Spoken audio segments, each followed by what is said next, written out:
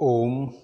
आप सभी को नमस्कार। आज के योग अभ्यास सत्र में एक बार फिर से आप सभी का हार्दिक हार्दिक अभिनंदन है। आज हम चर्चा करने जा रहे हैं सूक्ष्म योगिक क्रियाओं की। जी हाँ दोस्तों, सूक्ष्म योगिक क्रियाएं योग अभ्यास की शुरुआत करने वाले साधकों के लिए क्यों जरूरी है। जब भी बात करते हैं लोग आसनों के बारे में बात करते हैं, ये आसन करना चाहिए, वो आसन करना चाहिए, प्राणायाम करने चाहिए, लेकिन सूक्ष्म योगिक क्रियाओं के बारे में बहुत कम लोग हैं वो बताते हैं या कहते हैं। सूक्ष्म योगिक क्रियाएं हैं वो अपने शरीर की सूक्ष्म नस नाड़ियों के लिए विशेष रूप से प्रभावी हैं।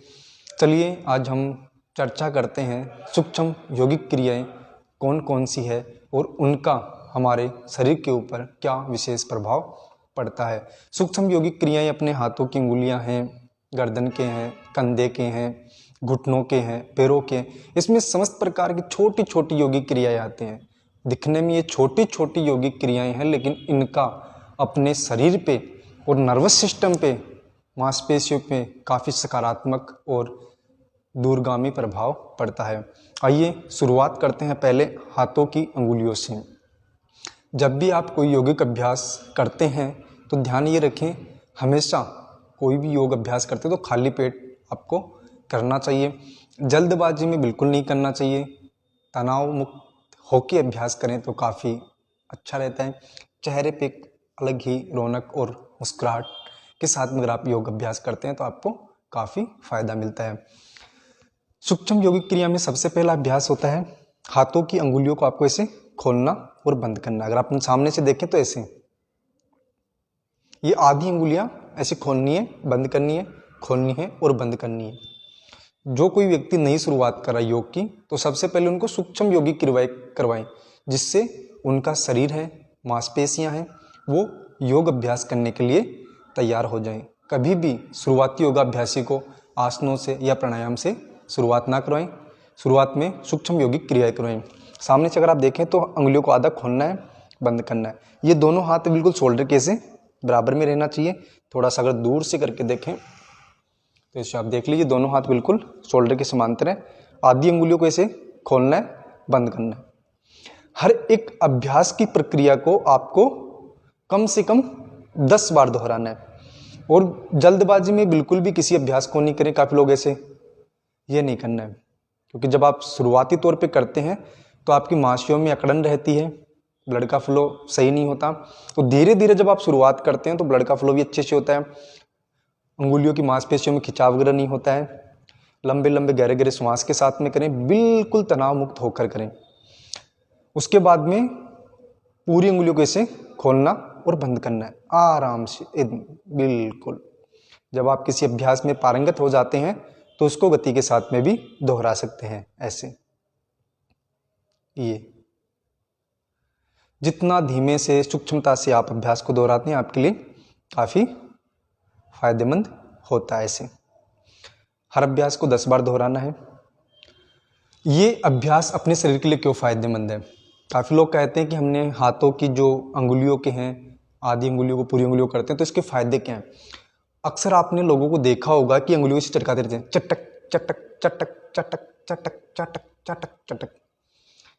जब ये अंगुलियां चटकती है तो नाइट्रोजन की उपस्थिति के कारण ये आवाज़ निकलती है। मतलब नाइट्रोजन के जो बबल्स रहते हैं उनके कारण ये आवाज़ निकलती है, चटक चटक चटक। और कुछ लोग अपना टाइम पास करने के लिए कह सकते हैं या फिर अपना ध्यान भटकाने के लिए कह सकते हैं, ऐसे अंगुलियों को चटक चटक चटक करते रहते हैं। धीरे धीरे जैसे जैसे अपनी अभ्यास निरंतर बढ़ाते जाते हैं वैसे वैसे अंगुलियों के जो जोड़ हैं वो कमज़ोर होने लग जाते हैं। आप देखेंगे, अगर आपने पेन वाली रिफिल आपने देखी होगी, उसको अगर अपन एक बार मोड़े तो फिर शेप में आ जाती है, 2 बार मोड़े तो भी आ जाती है, लेकिन लगातार जब उसको मोड़ते रहते हैं तो जिसको वास्तविक जो होता है ना, मतलब उसकी लचक वो खत्म हो जाती है और कुछ समय बाद में वो बिल्कुल मुड़ ही जाती है, सीधी नहीं होती। ऐसा ही अंगुलियों में होता है।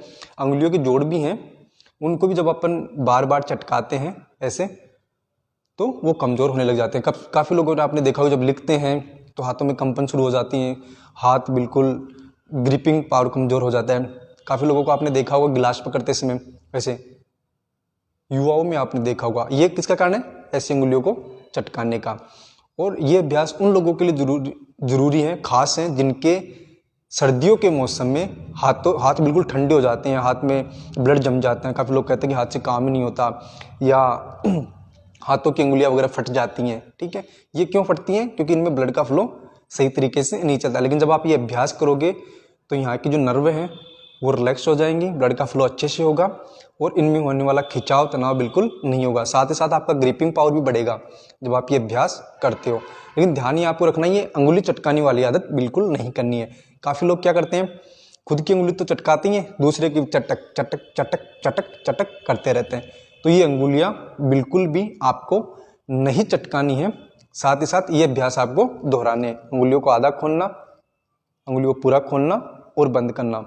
ये उन लोगों के लिए भी काफ़ी फायदेमंद अभ्यास हैं जो लकवे की समस्या से ग्रसित हैं, उनके लिए भी। इसके अलावा जो लिखने का ज़्यादा अभ्यास करते हैं, क्योंकि जो लिखने का अभ्यास करते हैं उनके हाथों पे ज़्यादा दबाव पड़ता है, तो उनके लिए भी फायदेमंद है।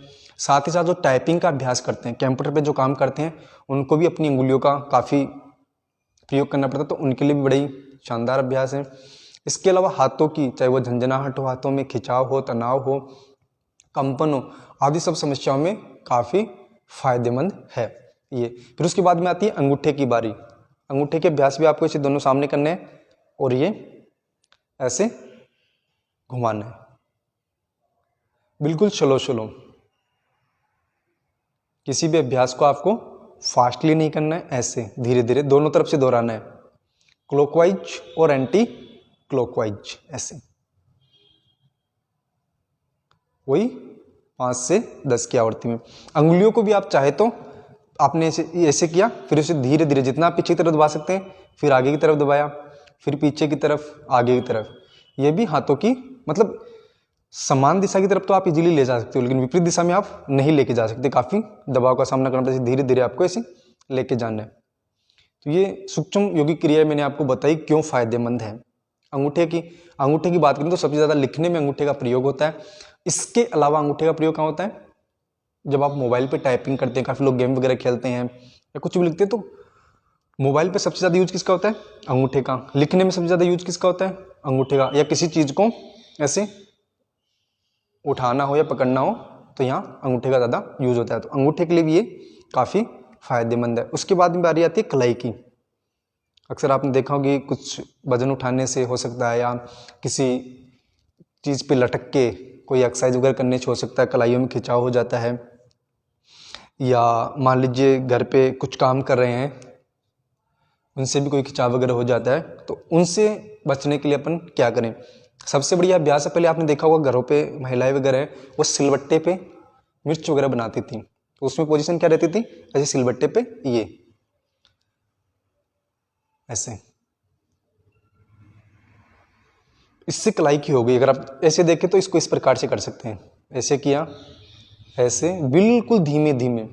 ये कलाई के लिए बड़े ही सुंदर अभ्यास हैं। कभी कभार कहते हैं कि कलाई में झटका लग गया, ठीक है, या खिंचाव हो गया, तनाव हो गया, तो उनसे बचने के लिए काफ़ी बढ़िया है।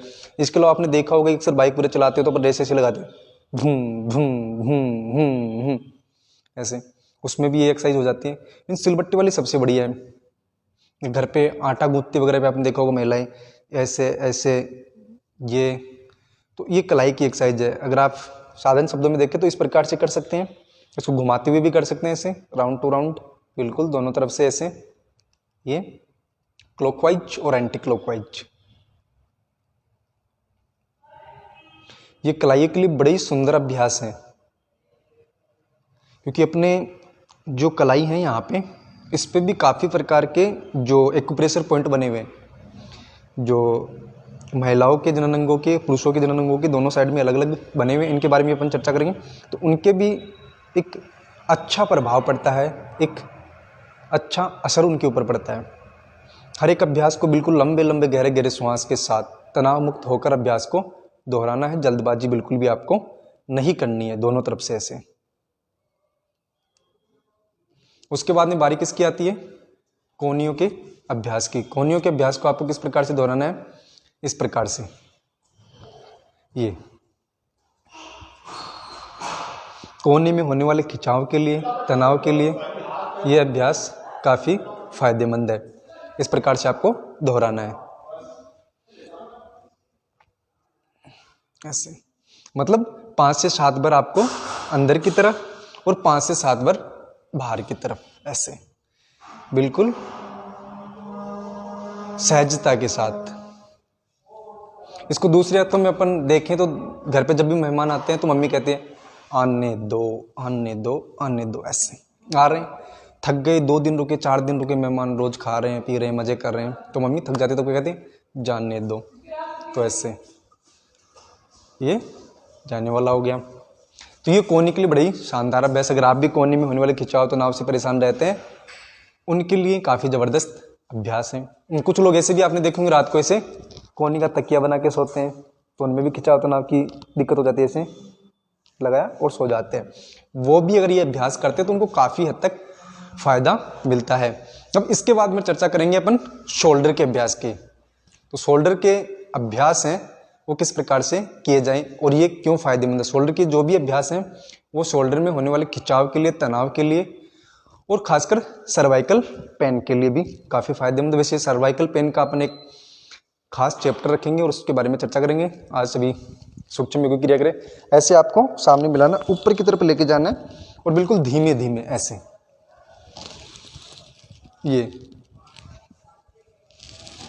ये उन साधकों के लिए फायदेमंद है जो शुरुआत कर रहे हैं, क्योंकि शुरुआत है वो धीमे तरीके से होनी चाहिए।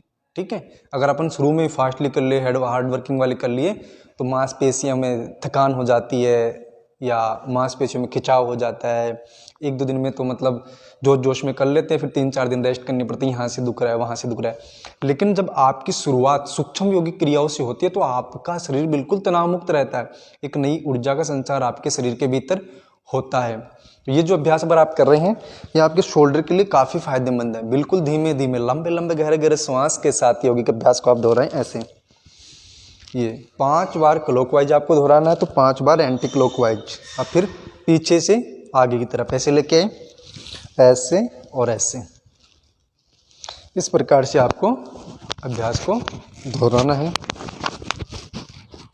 ये आपके लिए काफ़ी फायदेमंद रहता है।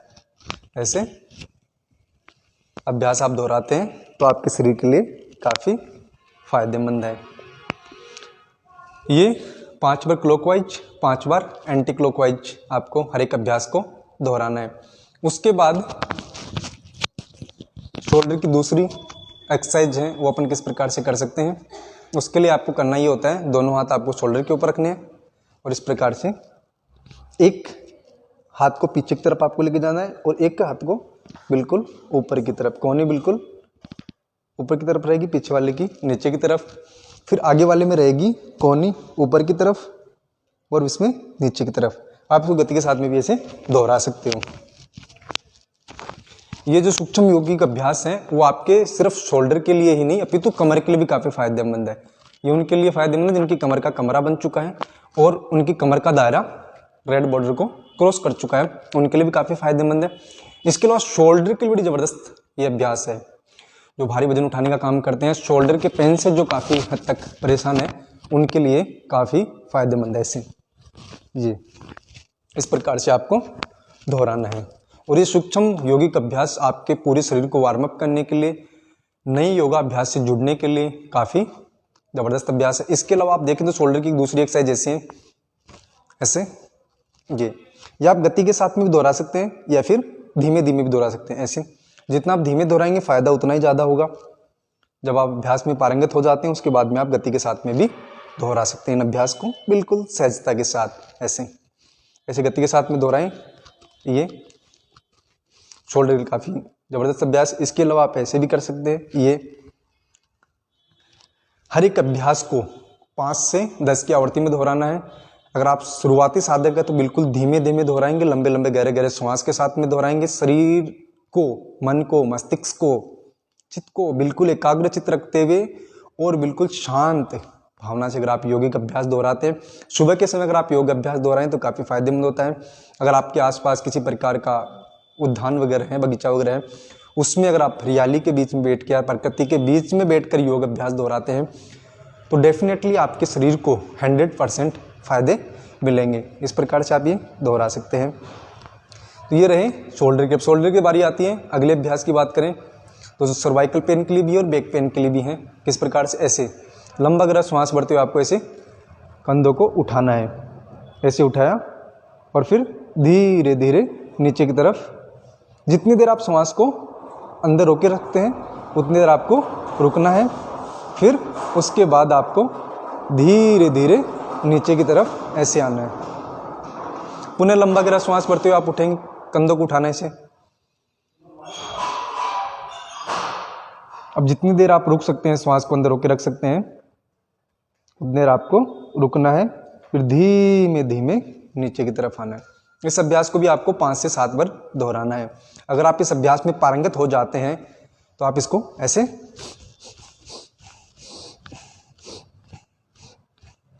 गति के साथ में भी दोहरा सकते हैं ऐसे जी। इसके बाद में शोल्डर के लिए अगले अभ्यास की बारी जब आती है तो उसके लिए आती है ऐसे। ये होल्डर को आपको पीछे से आगे की तरफ लेके आना है ऐसे। अक्सर आपने बच्चों को देखा होगा, जब भी घर वाले किसी काम के लिए कहते हैं या स्कूल जाने के लिए कहते हैं, किसी नई बात के लिए कहते हैं, तो ऐसे कंधे उचकाने लग जाते हैं ऐसे। इसी अभ्यास को ऐसे पीछे से किया, फिर आगे से पीछे की तरफ ऐसे। ये मतलब 5 से 7 बार आपको पीछे से आगे की तरफ करना और 5 से 7 बार आपको आगे से पीछे की तरफ इस अभ्यास को दोहराना है। ये सिर्फ शोल्डर के लिए नहीं बल्कि यहाँ से कमर से लेके यहाँ तक पूरी प्रॉपर एक्सरसाइज इनकी हो जाती है। तो जो कमर दर्द से परेशान है, सर्वाइकल पेन से परेशान है और चाहते हैं कमर की स्वयं मालिश करना, तो उनके लिए काफ़ी फायदेमंद है। इस प्रकार से हो नहीं हो ऐसे आराम से काफ़ी फायदे हैं चीज़ के।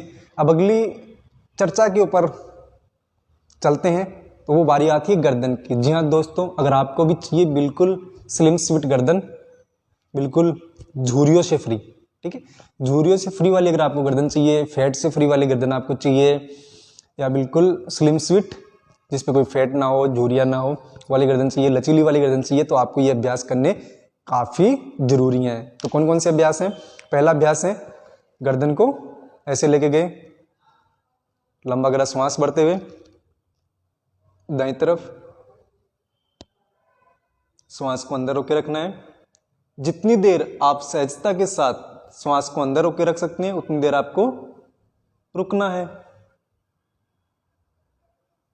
उसके बाद धीमे धीमे पुनः यथावत अवस्था में आ जाएंगे।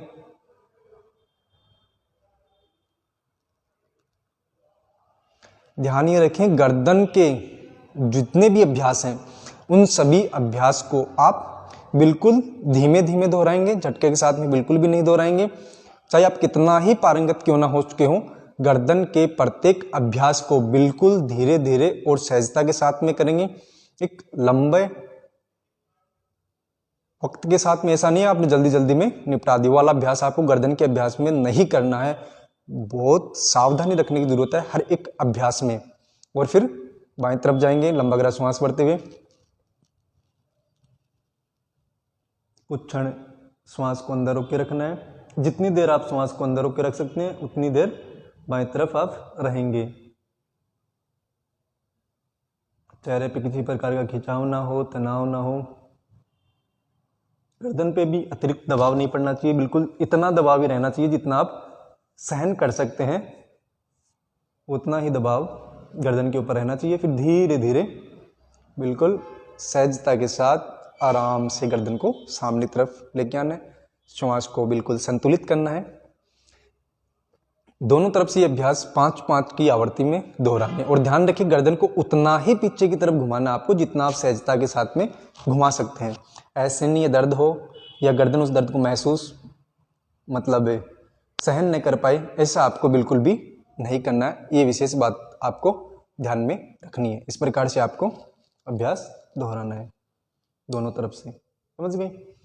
उसके बाद में गर्दन के अगले अभ्यास की अपन चर्चा करते हैं। उससे पूर्व 1 मिनट।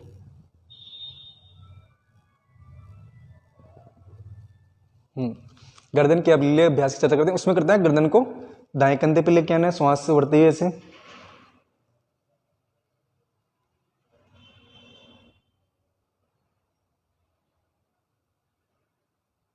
श्वास को बाहर निकालते हुए बिल्कुल मध्य में आ जाना है। ध्यान ये रखना है, जिनको चक्कर आने की शिकायत है वो ये जो भी अभ्यास हैं वो खड़े होकर ना करें और आंख बंद करके ना करें। जिनको मिर्गी के दौरे वगैरह आते हैं वो भी गर्दन के अभ्यास आंख बंद करके ना करें, साथ ही साथ गर्दन को घुमाने वाला अभ्यास ना करें। बाकी सहज रूप से आप सभी व्यक्ति इन अभ्यास को कर सकते हैं, चाहे वो सूक्ष्म यौगिक क्रिया हो, किसी प्रकार की ज़्यादा चोट आपको लगी हो, चाहे हाथ में हो, गर्दन में हो या शरीर में किसी भी हिस्से में हो, तो उन सूक्ष्म अभ्यास को भी किसी प्रशिक्षित योग शिक्षक के निर्देशन में ही करें। जल्दबाजी में किसी से सुन के या कहीं देख के ना करें, क्योंकि आपकी समझदारी इसमें बहुत जरूरी है। स्वस्थ व्यक्ति सामान्य रूप से कर सकते हैं।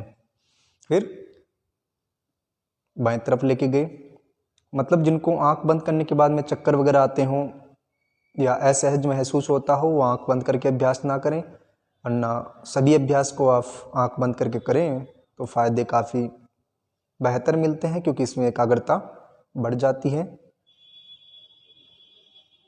और सबसे बड़ी बात क्या है, जो भी आप अभ्यास दोहरा रहे हो ना, उससे पूर्ण फायदे प्राप्त करने के लिए, सही फायदे प्राप्त करने के लिए, अगर आपका जो ध्यान है वो जिस हिस्से पे दबाव पड़ रहा है, मान लीजिए मैं गर्दन को बाईं तरफ लेके जा रहा हूँ, तो मेरा जो दबाव है वो गर्दन के दाईं हिस्से पे पड़ रहा है, तो इसको बिल्कुल सहज रूप से इसको अनुभव करना। अगर आप इसको अनुभव करते हैं तो आपको काफ़ी फायदा मिलता है, क्योंकि जिस हिस्से पे आपका ध्यान रहेगा, जिस हिस्से पे तनाव महसूस हो रहा है, उस पर अगर आप गौर करेंगे तो उससे मिलने वाले फायदे हैं वो काफ़ी मिलेंगे, क्योंकि वो मस्तिष्क है उस हिस्से पे बिल्कुल एकाग्र हो जाएगा, तो उससे आपको काफ़ी फायदे मिलेंगे।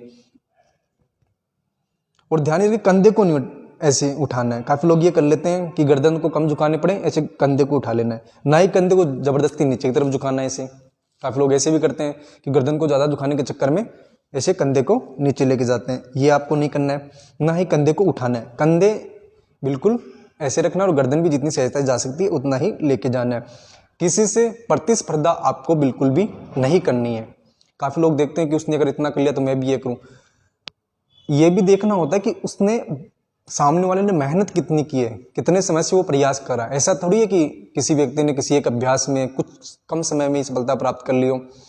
तो हर एक व्यक्ति का उसमें टाइम स्पेंड होता है कि कितने टाइम से वो उस चीज़ को कर रहा है या कितनी उसकी मेहनत चल रही है। तो इस चीज़ में प्रतिस्पर्धा बिल्कुल भी ना करें। स्वास्थ्य के प्रति सजग रहें, ये अच्छी बात है। प्रतिस्पर्धा स्वास्थ्य के मामले में घातक भी हो सकती है, तो किसी से भी प्रतिस्पर्धा ना करें। सहज रूप से हर एक यौगिक अभ्यास को दोहराने का प्रयास करें। इसके बाद में बारी आती है गर्दन के अन्य अभ्यास की, जिसमें आता है गर्दन को श्वास भरते हुए ऊपर की तरफ लेके जाना है।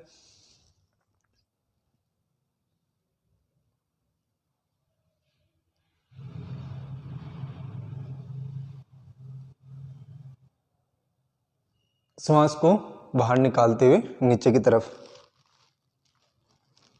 ठुड्डी अपनी जो है वो यहाँ कंठ द्वार से बिल्कुल चिपकी हुई रहेगी।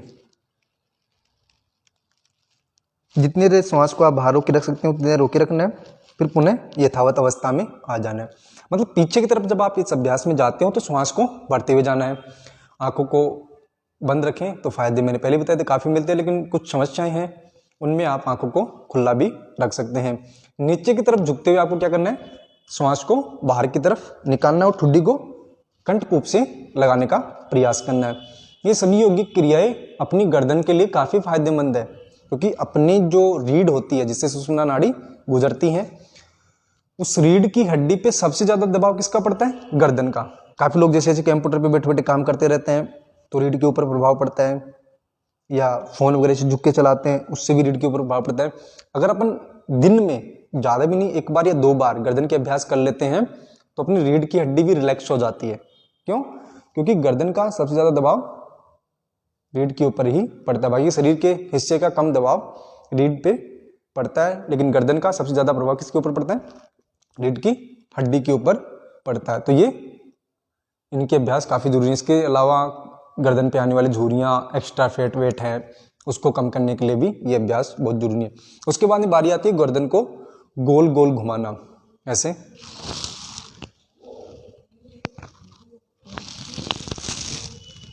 नीचे की तरफ अब जब आप आते हैं तो क्या करना होता है आपको, ठुड्डी है वो यहाँ छाती से या फिर कंठकूप से टच रहेगी, और ऊपर की तरफ जाते हैं तो बिल्कुल ऐसे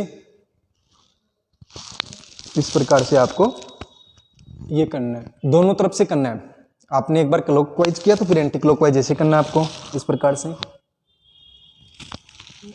दोनों तरफ से ऐसे अभ्यास को दोहराना है। बिल्कुल जल्दबाजी नहीं करनी है, धीमे धीमे करनी है। इस प्रकार से अगर आप अभ्यास दोहराते हैं तो ये आपके शरीर के लिए काफ़ी फायदेमंद होता है। ये अभ्यास गर्दन के लिए बड़े ज़बरदस्त अभ्यास हैं, और गर्दन में होने वाले खिंचाव तनाव को दूर करने के लिए बड़े ज़बरदस्त अभ्यास हैं। ये अभ्यास अगर आप नियमित रूप से दोहराते हैं तो आपको काफ़ी फायदेमंद मिलते हैं। इसके अलावा जो योग की शुरुआत कर रहे हैं उनके लिए भी काफ़ी फायदेमंद है ये अभ्यास। इसके अलावा कुछ छोटे छोटे अभ्यास हैं मुंह के लिए, सुबह सुबह आप करें तो काफ़ी रिलैक्स महसूस करते हैं, चेहरे पे खिंचाव नहीं होता, तनाव नहीं होता, एक अलग ही रौनक आपके चेहरे पे दिखाई देती है। जैसे श्वास भर के मुंह को ऐसे बुला लेना है। करीब से अगर आप देखें तो इस प्रकार से आप देख सकते हैं इन अभ्यास को, ये ऐसे। कुछ लोग इस अभ्यास को नाक को दबा के भी करते हैं ऐसे।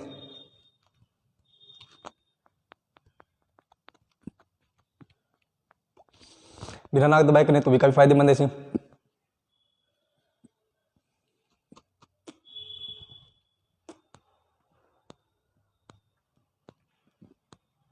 इससे क्या होता है आपको पता है, अपने चेहरे पे कील मुहासे वगैरह बनी होते, चेहरे पे ब्लड का सर्कुलेशन बढ़िया होता है, तो चेहरे पे एक अलग ही रौनक रहती है। तो चाहते हैं चेहरे पे एक अलग रौनक रहे, मुस्कुराहट रहे, और चेहरे पे ब्लड का फ्लो अच्छे से रहे, तो ये इसको आप दूसरे तरीके से भी कर सकते हैं।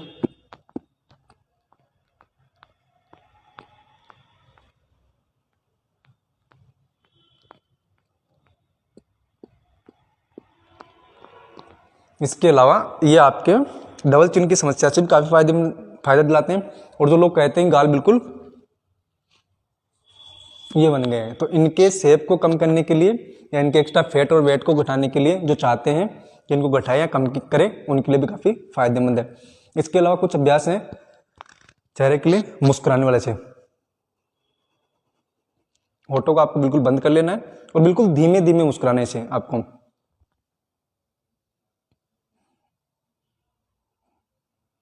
कहते हैं ना कि मन ही मन मुस्कुरा रहे, वो मन ही मन आपको मुस्कुराना है। ये मन ही मन मुस्कुराने वाली आपकी आदत आपके पूरे नर्वस सिस्टम के लिए, माइंड को बिल्कुल शांत करने के लिए, क्योंकि जब आप मंद मंद मुस्कुराते हैं तो अपने शरीर में डोपामाइन हार्मोन का स्राव होता है और अपने शरीर को एक अलग ही खुशी का महसूस होता है, एक अलग ही उमंग का महसूस होता है, एक अलग उत्साह की अनुभूति हमें होती है, बिल्कुल मन ही मन मुस्कुराने वाले में से। ये छोटे छोटे अभ्यास अपने काफी फायदेमंद। इसके अलावा आप ऐसे ये जो बीच वाली अंगुली है मध्यमा, इससे आपको नाक को ऐसे हल्के हल्के हाथों से प्रेस करना है ऐसे। ये चेहरे के लिए काफी जबरदस्त अभ्यास है। इसके अलावा आप चाहे तो ऐसे इनको यहां से शुरू करना है आपको, यहाँ बॉर्डर से, और फिर धीरे धीरे से दबाना है और यहां तक लेके आना है आपको, दिख गया। फिर उसके बाद ऐसे लेके जाना है। हर एक अभ्यास को 5 से 10 बार दोहराना है ऐसे, क्लॉकवाइज और एंटी क्लॉकवाइज। इससे यहाँ मस्तिष्क पे आने वाली झुर्रियाँ दूर हो जाती हैं। त्वचा में कहते हैं ना कसाव होना चाहिए, टोन होनी चाहिए, तो वो टोन यहाँ मिलता है, एक अलग निखार चेहरे को मिलता है अगर आप ये अभ्यास दोहराते हैं ऐसे। दूसरा अभ्यास आप करें तो थोड़ा दिखने में थोड़ा विचित्र सा है, लेकिन चेहरे के लिए काफ़ी फायदेमंद है। साथ ही साथ आंखों के नीचे होने वाली काली झारियों कम, जो झाइयाँ आ जाती है उनको कम करने के लिए, आंखों के नीचे डार्क सर्कल्स हो जाते हैं उनको दूर करने के लिए काफ़ी फायदेमंद। चेहरे पे आने वाली झुर्रियों को कम करने के लिए वो अभ्यास, साथ ही साथ चेहरे पे होने वाले कील मुहासों के लिए, आंखों की रोशनी को बढ़ाने के लिए काफ़ी फायदेमंद अभ्यास है। वो बड़ा छोटा सा अभ्यास है। कैसे करना है, ऐसे जीभ जितनी आप बाहर की तरफ निकाल सकते हो, जीभ को जितना आप निकाल सकते हो, ये नहीं है कि पकड़ के खींच लिया, जितना आप सहजता के साथ में कर सकते हो उतना आप जीभ को बाहर की तरफ निकालना है। आंखों को ऊपर की तरफ लेके जाना है ऐसे।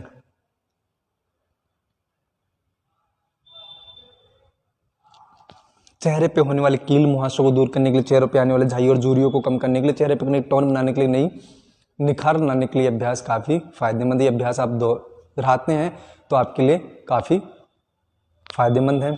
तो आज के अभ्यास सत्र को यहीं पे विराम देता हूँ। नमस्कार, जय हिंद, जय भारत।